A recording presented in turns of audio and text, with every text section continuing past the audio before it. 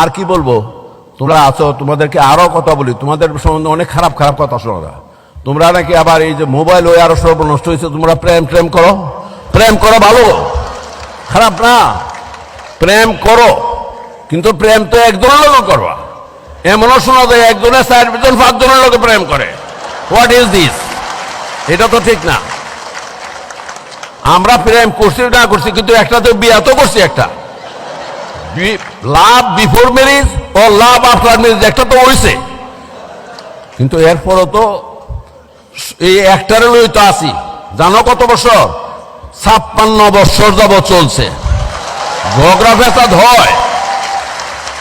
ফেসাদ হয়, তোমার তর্কাতর্কি গুলমাল টুলমাল হয়ে যায়, কিন্তু এরপর তো কোন রকমে ধাক্কায় ধুকায় তো 56 বছর গেছি গা, এবং শেষ পর্যন্ত এটা লই তার লোক মরা রাখুন, তো আর তো চেঞ্জ করার কোনো সুযোগ নাই।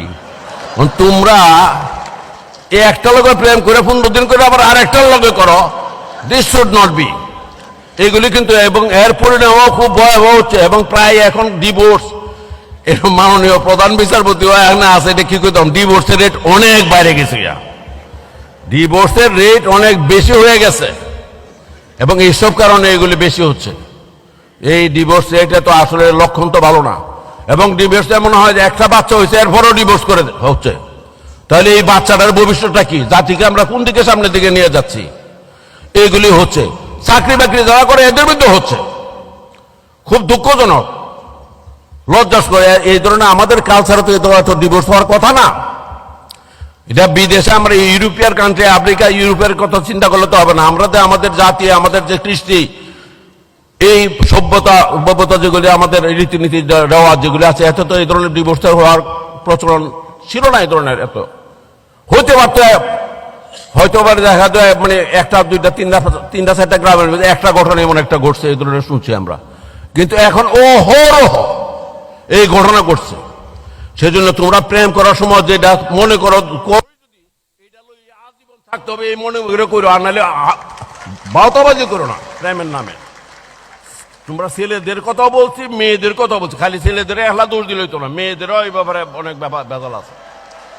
এরা মানে একজনের লোক, মানে একসঙ্গে যদি ওই 2 ছেলে 3 ছেলের লোকের জায়গাতে আসি তোমার সঙ্গে ভালোভাবে, এটা হলে তো হবে না। যার লোকে থাকবে একজনের লাগে থাকো, কি ছেলে কে মেয়ে, এই ব্যাপারে তোমাদের সতর্ক থাকতে হবে।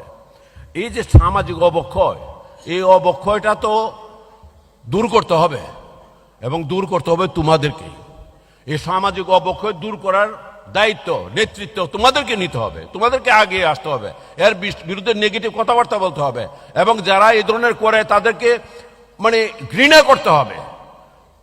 করতে হবে, তাদেরকে অ্যাভয়েড করতে হবে। এই ব্যবস্থা না হলে কিন্তু আমাদের ভবিষ্যৎ আসলে ভালো হবে না। সুতরাং আমি আশা করি এই ব্যাপারে তোমরা উদ্যোগী ভূমিকা তোমরা গ্রহণ করবে, এটাই আমি আশা করি।